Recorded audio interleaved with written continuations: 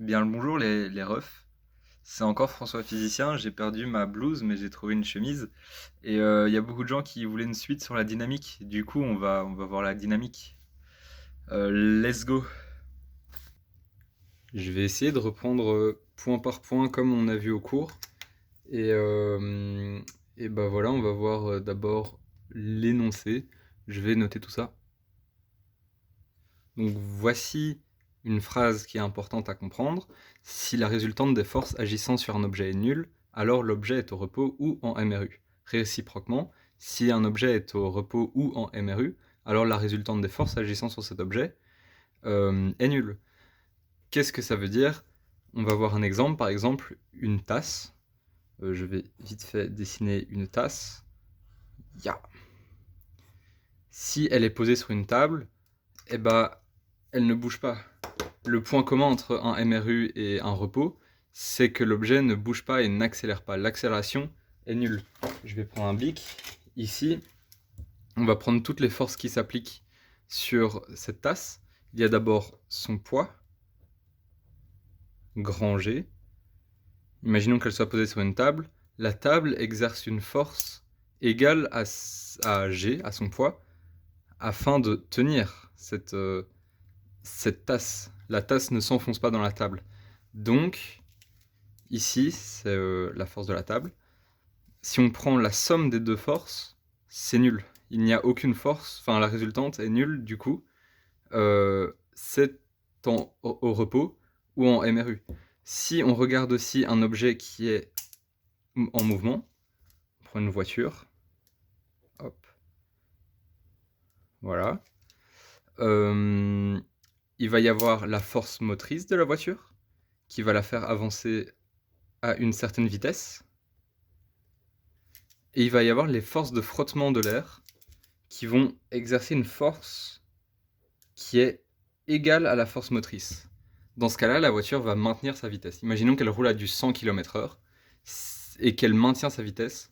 Sa force motrice aura une intensité précise et la force de frottement sera égale à cette force de motrice précise. On aura l'occasion de démontrer ça dans les exercices et toute cette longue phrase peut être notée sous une forme plus simple.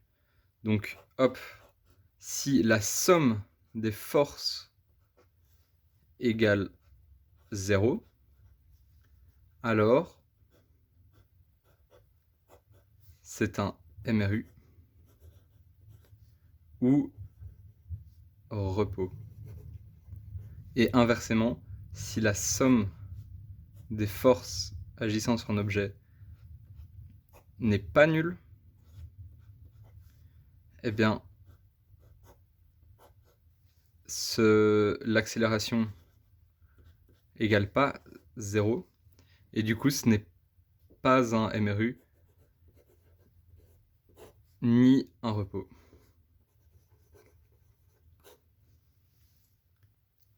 Donc voilà, juste ici, j'ai déjà parlé du cas où la somme des forces n'était pas nulle, et donc l'accélération n'était pas nulle non plus. Je vais illustrer cet exemple finalement. Donc imaginons qu'il y ait une voiture qui roule et qui accélère. Le moteur va produire plus d'énergie, enfin je ne sais pas si ça s'exprime en énergie, je pense que oui, mais la force motrice sera plus grande que la force de frottement. Donc ici, la flèche de force motrice, je vais noter Fm, est plus grande que la force de frottement. Il faut savoir qu'il y a des forces de frottement partout un peu, et elles sont omniprésentes comme on a vu en classe. Donc force motrice est plus grande que la force de frottement. Il va donc y avoir une résultante. Cette résultante, elle s'obtient en additionnant les forces qui s'exercent sur cette voiture. Ici, on va additionner ça, ça fait à peu près 2 carrés et demi. Si on l'additionne, il faut savoir que la résultante va faire à peu près ceci. Ça va être la résultante, et du coup, il va y avoir une accélération. Cette voiture va prendre de la vitesse petit à petit. On va apprendre après à calculer cette accélération. Un point qui est important à savoir et qui est logique un petit peu, mais il faut l'avoir en tête, c'est que le vecteur accélération aura toujours le même sens et la même direction que la résultante des forces. Donc c'est-à-dire que si la résultante des forces, comme ici, va vers la droite et est horizontale, et ben le vecteur accélération sera vers la droite et horizontale. L'accélération, la voiture ne va pas décélérer alors que ça va vers la droite. Enfin, c'est juste un petit point logique, mais la prof trouve ça important, donc voilà, je le dis. Voilà, j'ai ajouté quelques annotations pour expliquer tout ça. Les forces, petit rappel, ça s'exprime en newton, c'est important de le savoir. Et je vais ajouter quelque chose. Ça, c'est la formule pour trouver la résultante. C'est la première formule très importante à savoir. Et c'est en réalité la valeur absolue de la force résultante est égale à la force motrice moins la force de frottement. Pourquoi c'est important de savoir que c'est la valeur absolue? C'est parce qu'il ne peut pas y avoir de force négative. En fait, ici, dans ce cas-là, la force motrice est plus grande que la force de frottement, mais dans un cas contraire, les forces de frottement pourraient être plus fortes que la force motrice, et du coup, l'objet subirait une décélération, mais c'est pas pour autant que la force est négative, elle est positive, et c'est juste qu'elle a un sens et une direction opposés à la force motrice. Mais voilà, ça c'est la première grosse formule à retenir. On va encore faire des exercices, je le rappelle, mais on aura l'occasion de la revoir. Donc, pour commencer, on va voir les formules qui sont importantes à connaître et à utiliser dans les exercices. Donc déjà, on va renoter celle-là. Force égale force motrice moins force de frottement. Ici, c'est simple, tout s'exprime en newton. Newton et newton. Deuxième formule importante, il y a une autre façon de calculer la force. Donc, force, c'est égal à la masse fois l'accélération. Ici, la force s'exprime de nouveau en newton, la masse s'exprime en kilogrammes, et l'accélération s'exprime en mètres par seconde au carré.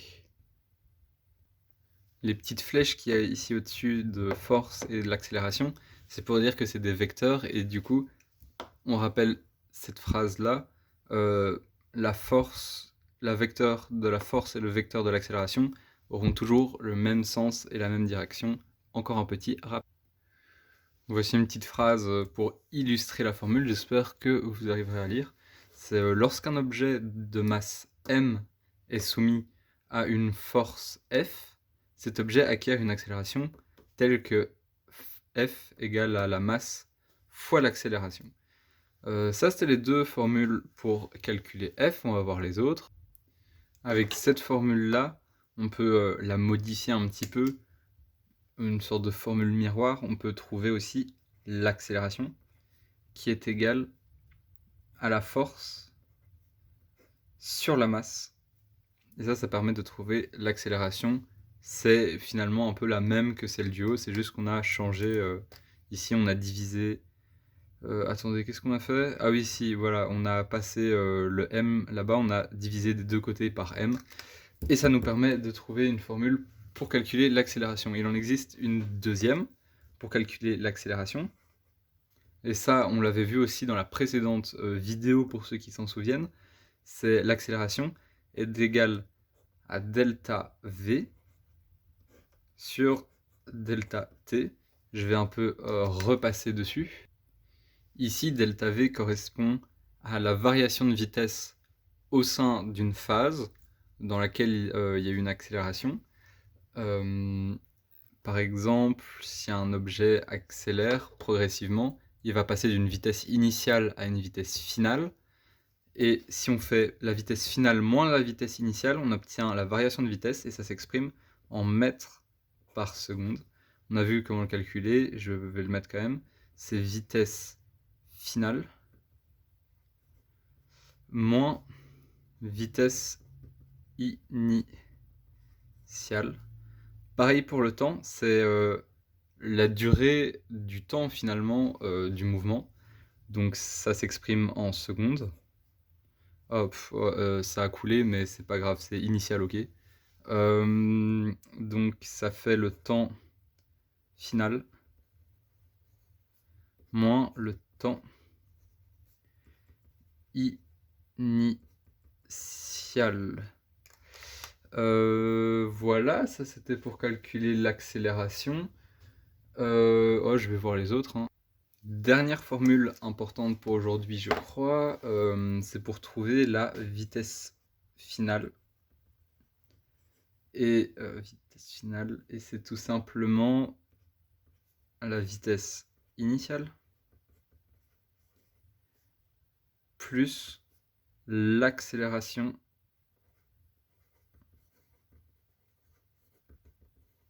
fois le temps du mouvement. La vitesse initiale, ça s'exprime en mètres par seconde. Vitesse initiale aussi. L'accélération, c'est toujours des mètres par seconde au carré.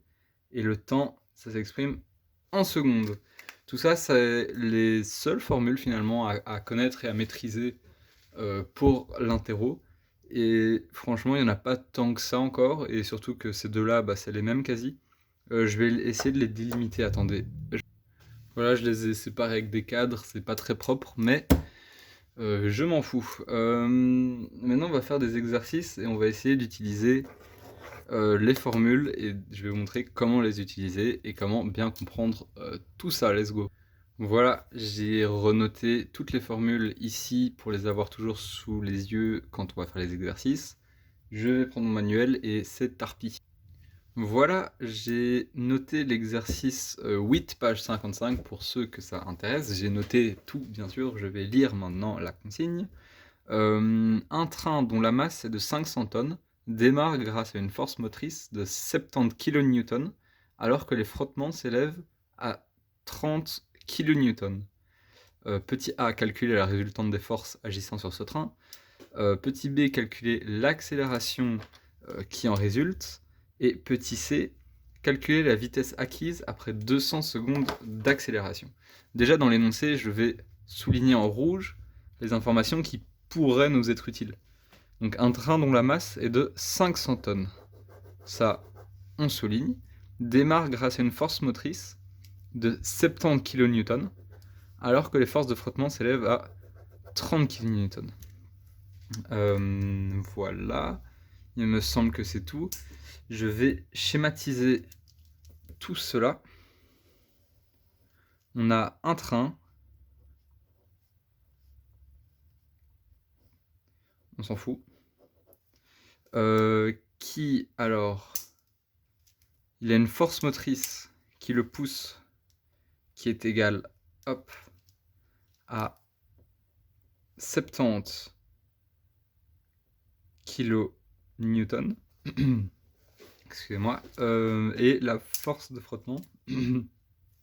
Attendez. Voilà, pardon. Donc, la force de frottement est de 30 kN. C'est pas à l'échelle, hein, mais voilà. Calculer la résultante des forces qui agissent sur ce train. La résultante, ici, on cherche quelle formule va nous être utile. C'est la première. On cherche la force résultante, F. Ici, c'est la résultante des forces. Donc, on va calculer ici, force motrice moins la force de frottement. Ici, on nous dit que la force motrice est de 70 kN. Je note ici, hop, 70 kN. 70 kN, à quoi ça correspond en newton, tout simplement. Kilo, ça veut dire 1000. Donc, c'est 70 000 newtons, en fait. Donc, 70 000 newtons, moins la force de frottement, ici, selon la formule, qui est égale à 30 kN. Donc 70 000 moins 30 000 newtons. On calcule, ça nous donne 40 000 newtons. C'est tout simple, c'est le petit point A. Maintenant, le petit point B, il faut calculer l'accélération. L'accélération, c'est petit a. On voit qu'ici, on a plusieurs formules qui nous permettent de trouver A. On va voir laquelle nous intéresse. on a tout simplement celle qui dit que A est égal à delta V moins delta T, mais ici, on n'a pas la vitesse et on n'a pas le temps du mouvement. On a celle-là, petit a est égal à la force sur la masse. Ici, nous avons la force et la masse, c'est parfait, on va utiliser celle-là. Voilà, on va entrer les données.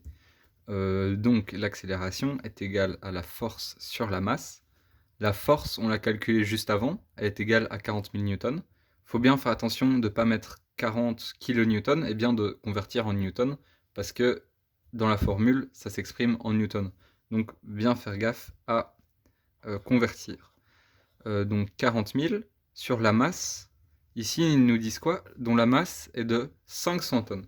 500 tonnes, c'est pas non plus en kilogrammes, il faut aussi convertir. Une tonne, on sait que c'est égal à 1000 kg. On sait que la masse est de 500 000 kg. On calcule tout ça, je vais prendre ma calculatrice. Après calcul, on sait que l'accélération est égale à 0,08. On n'oublie pas de préciser quelle est l'unité, et ce sont toujours les mètres par seconde au carré. Après calculer la vitesse acquise après 200 secondes d'accélération, j'ai mis un dessin dans le chemin, mais c'est pas grave, on va répondre juste ici.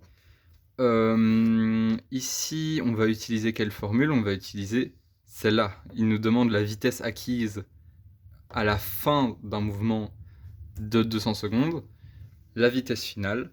Donc, je renote la formule pour que ce soit plus clair. Donc, est égale à la vitesse initiale plus A fois T. Vitesse finale, c'est ce qu'on cherche. Vitesse initiale, on dit qu'il démarre, il me semble. Oui, il démarre. Donc, ça veut dire que la vitesse initiale était égale à 0. Donc, on va remettre ici, est égal à 0. Plus l'accélération, on l'a calculé juste avant. Plus 0,08 fois le temps. Et le temps, c'est 200 secondes. Oh, il y a mon chat qui miaule à la porte. Je ne sais pas si vous l'entendrez. Mais on s'en fout. On calcule tout ça et on apprend que la vitesse finale qui s'exprime en mètres par seconde, c'est égal à 16 mètres par seconde du coup. On peut toujours convertir ça en km/h en faisant x 3,6 il me semble. Ici c'est pas demandé, donc je vais pas le faire, mais voilà. Il y avait un petit dé normalement, oui. Après, on nous demande de calculer l'intensité de la force motrice nécessaire pour maintenir la vitesse acquise. Alors ça, en fait, ils disent calculer, mais c'est tout simple, en fait. Parce que si on regarde ce qu'on nous avait dit au tout début, pour avoir un MRU, donc c'est ce qu'ils nous demandent, pour maintenir la vitesse acquise, quand on maintient la vitesse, ça veut dire que l'accélération est égale à 0. Donc, il n'y a pas de variation de vitesse, c'est donc un mouvement rectiligne uniforme. Pour avoir un MRU, il faut que la somme des forces qui s'exercent sur le train soit nulle. Et du coup, on sait que la force de frottement est égale à 30 000 kN. La force motrice devra donc être également de 30 000 kN pour que les deux forces s'annulent et que l'accélération se stabilise et qu'il n'y ait plus aucune accélération finalement. Donc, calculer, c'est juste regarder quelle est la force de frottement pour compenser la force de frottement avec cette force motrice pour que l'accélération soit nulle. Du coup, la réponse, c'est tout simplement 30 000 newtons, puisque c'est égal à la force de frottement. Bon, voilà les refs, c'est fini pour la vidéo. J'espère que j'ai été clair. Si vous avez des questions, n'hésitez pas à les poser sur Insta. Et sinon, je vous conseille de refaire les exercices pages 54 et 55, parce qu'il y a beaucoup d'exercices faciles à répondre rapidement sans faire sortir de feuilles ou quoi. Juste allez voir si vous avez tout bien compris, et j'espère avoir aidé au moins une personne. Et à plus!